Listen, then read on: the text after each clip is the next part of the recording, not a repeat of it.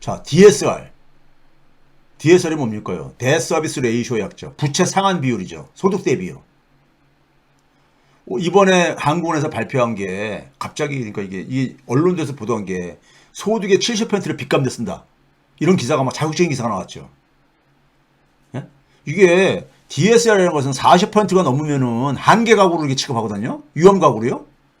근데 작년까지만 하더라도 거의 그러니까 30 몇 퍼센트 이렇게 막 얘기하다 갑자기 60% 70% 물론 이자가 금리가 올라가서 증가한 것도 있지만은 이게 기준이 바뀐 거예요.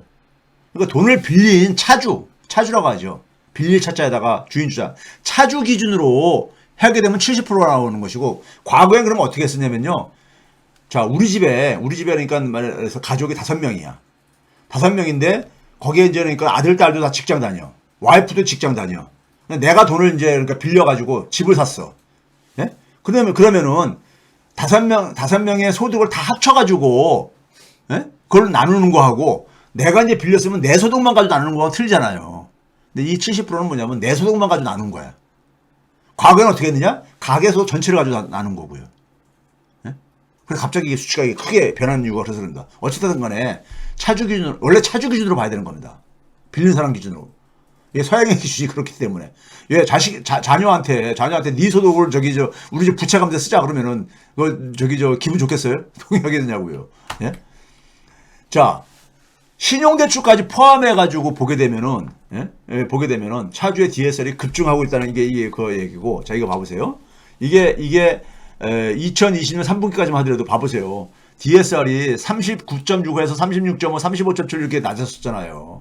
이게 낮은 이유가 그때는 뭐냐면 전체 소득을 다 합쳐서 한 거기 때문에 그런 겁니다.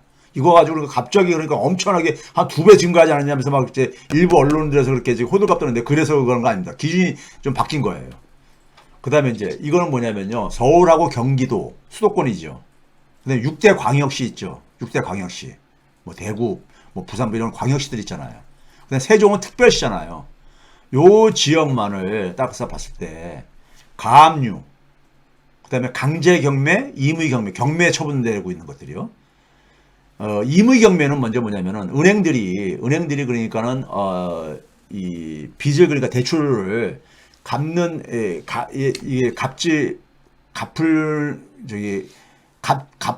갚을 가능성이 없다고 보게 되면은 이제 경매로 넘겨버립니다. 그때가 임의경매고 강제경매는 뭐냐면요. 세입자가 내가 지금 이제 그러니까는 이제 집을 빼가지고 이제 만기가 돼서 이사 가려고 해서 돈을 좀 돌려달라는데 주인이 돈을 못 돌려주고 있어. 세입자를 못 만나가지고. 예? 그러다가 이제 뭐냐면 연락도 안 되고 있어. 그러니까 소위 말해서 내 채권을 행사할 수가 없을 때 이걸 이제 강제로 경매를 시킬 수가 있는 게 있어요. 근데 이게 보게 되면요. 8월달 여름까지 약간 이렇게 둔화되고 있다가 지금 이 임의경매 같은 경우 임의경매로 결정된 것이 보게 되면 8월달에 비해서 11월달까지 통계가 나와 있는데요. 법원에 가는 게 보게 되면 한 3,000건 정도가 한 3,600건 정도가 증가했죠. 네? 그렇죠? 그다음에 뭐냐면 회색선 같은 경우가 뭐냐면 이제 회색이 이제 그러니까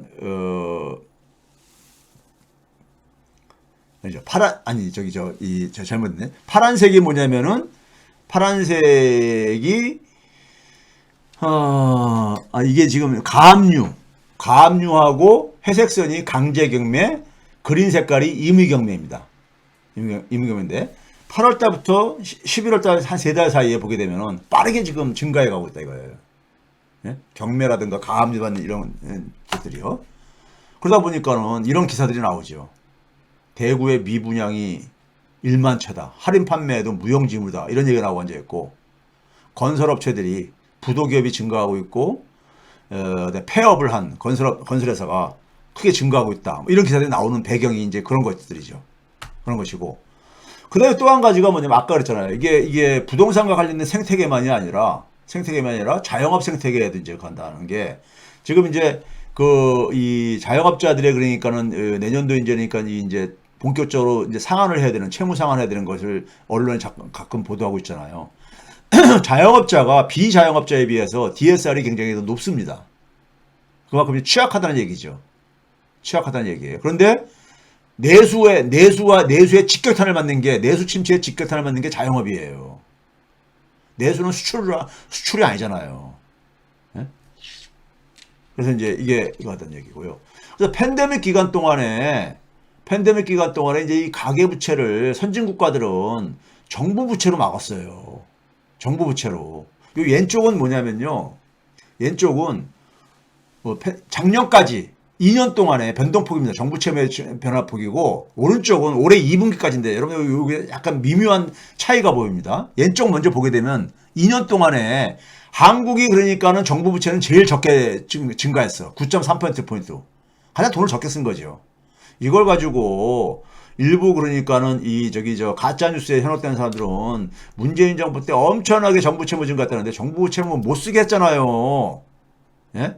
지금 여당 섞고 보수 언론들이 그걸 가장 적게 증가한 거야. 그러다 보니까 가계부채가 크게 증가한 거죠. 그런데 이제 이게 올해 2분기까지 보게 되니까 어떻게 됐습니까요? 한국은 증가했어. 한국은 증가했는데 많은 선진 국가들은요 오히려 줄어들었습니다. 맨 밑에 미국을 봐보세요. 미국은 지난해까지 2년 동안에 16.5%가 증가했는데 GDP 대비입니다. 물론 이게요. 그런데 올해 2분기까지 보니까 13.6% 줄어들었어. 그럼 절대 채무가 증가했냐? 아니에요. GDP가 더 많이 증가해서 그런 거야. GDP가요. 그러니까 가계를 그러니까는 가계부채를 막은 데들은 경제가 그만큼 그러니까는 이게 망가지지 않다 보니까는 장기적으로는 정부 채무를 줄이는 데도 더 도움이 됐다는 거예요.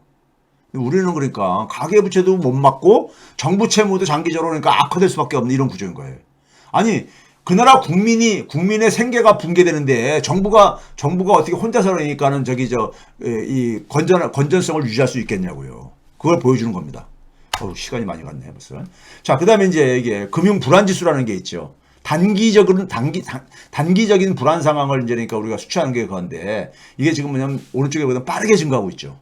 빠르게 올라가고 있죠. 지금 뭐냐면 23을 한국은행에서 위기 단계로 진입하는 걸 수치를 22로 보는데 20이 넘으면 이제 불안 상황이다 하는데 21을 이미 돌파해 버렸죠.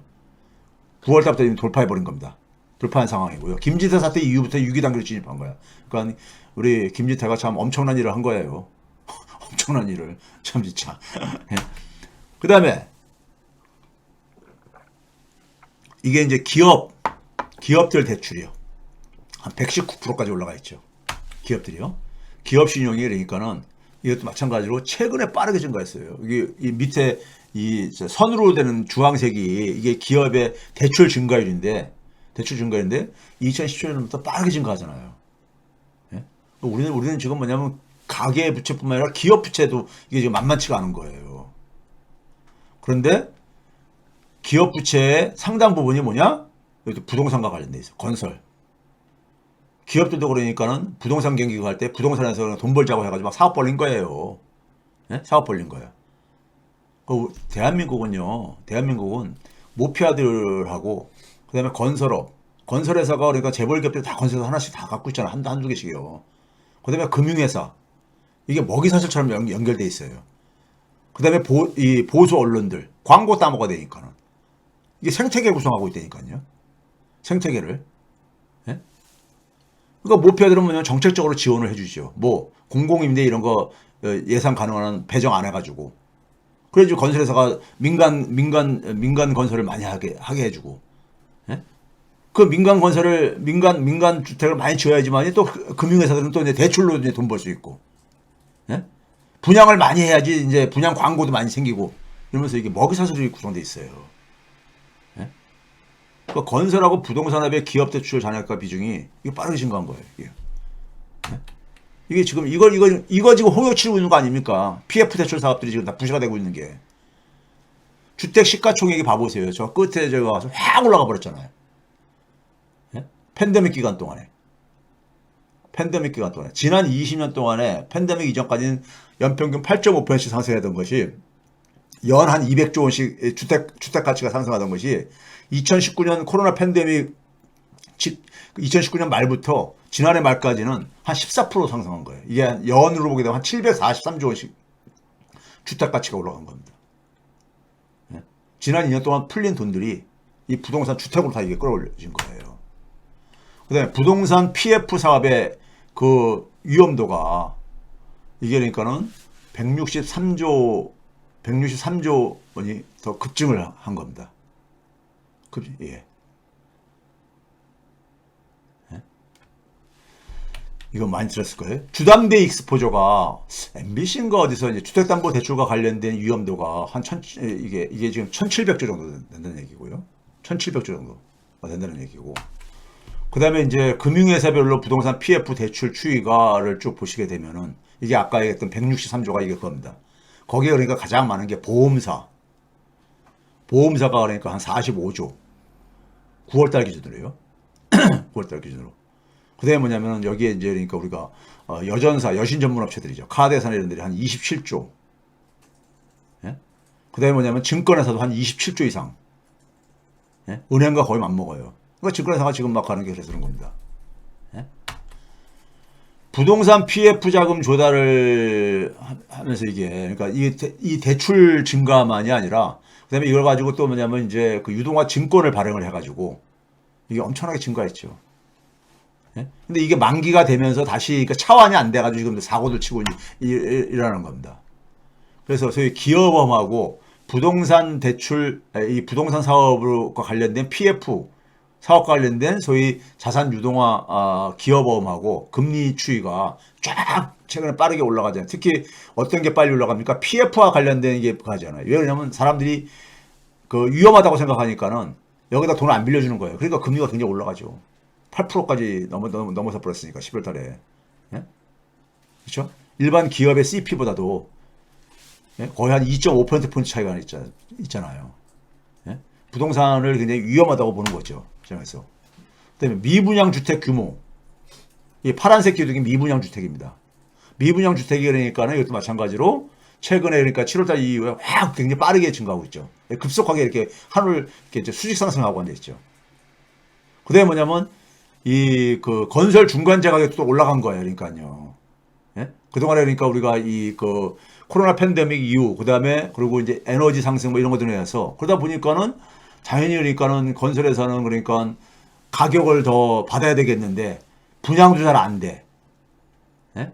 그러니까 이 건설이 굉장히 지금 그러니까 그 악조건에 놓일 수밖에 없는 거죠. 예? 결국 이게 그러니까요. 특히 이제 전월세 구조에서 전세 수급 구조가 빠르게 악화되고 있죠. 전세 가격이 떨어지다 보면 사람들이 겁이 나가지고, 예? 겁이 나가지고요. 이 전세 자금 대출이 올해 4월달 기준으로 167조가 넘었습니다. 167조가요. 예? 근데 이 중에 61%가 넘는 게 2030 세대가 전세 자금 대출 한 거예요. 2030이 돈이 없으니까 대출 받아서 많이 가는데, 예? 근데 이제 이게 만약에 그러니까 전세자금들이 지금 우리가 역전세나라든가 이런 것 때문에 굉장히 지금 압박을 받고 있는 거잖아요. 이게 지금 이것도 지금 사고에 지금 한 고리로 작용을 하고 있잖아요. 예? 그렇죠? 전세 수급 구조가 이제 빠르게 악화되고 있거든요. 전세 수급 지수가 최근에 보게 되면 빠르게 이게 떨어지고 있잖아요. 예? 월세 수급 지수는 그냥라도 어느 정도 이렇게 그 안정적인 흐름이 지속되고 있다면 전세 수급 구조는 떨어지고 있잖아요. 왜냐면 전세에 대한 위험성이 이제 그러니까 굉장히 고조가 되면서 생기는 거잖아요. 그렇죠? 작년 한 10월 달까지만 하더라도 전세 시장, 전세에 대한 수요가 굉장히 이제 뒷받침이 됐었는데 이게 올해 들어와가지고 쭉 하다가 최근에 이제 여름 넘어서면서부터 전세 시장에 굉장히 지금 부담이 굉장히 크게 증가하고 있잖아요.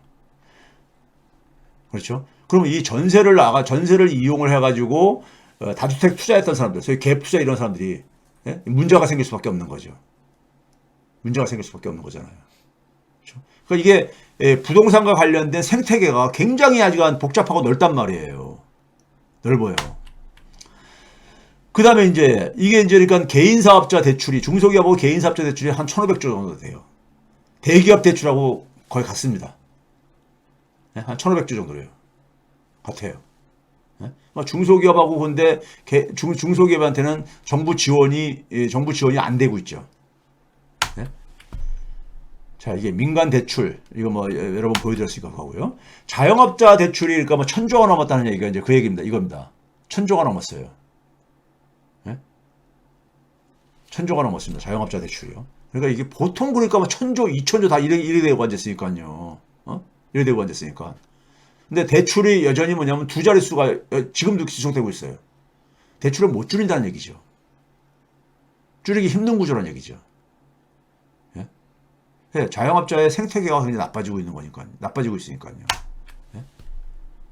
특히 비은행 대출 잔액이 최근에 빠르게 증가했어요. 은행에서 잘 받기 힘들다 보니까 예? 비은행 아무래도 금리가 높은 쪽이에요. 그러니까 예? 대출 증가율이 3분기만 보게 돼도 은행은 한 6.5%인데 비은행은 한 29%. 예? 그러니까 더 나빠질 수밖에 없죠.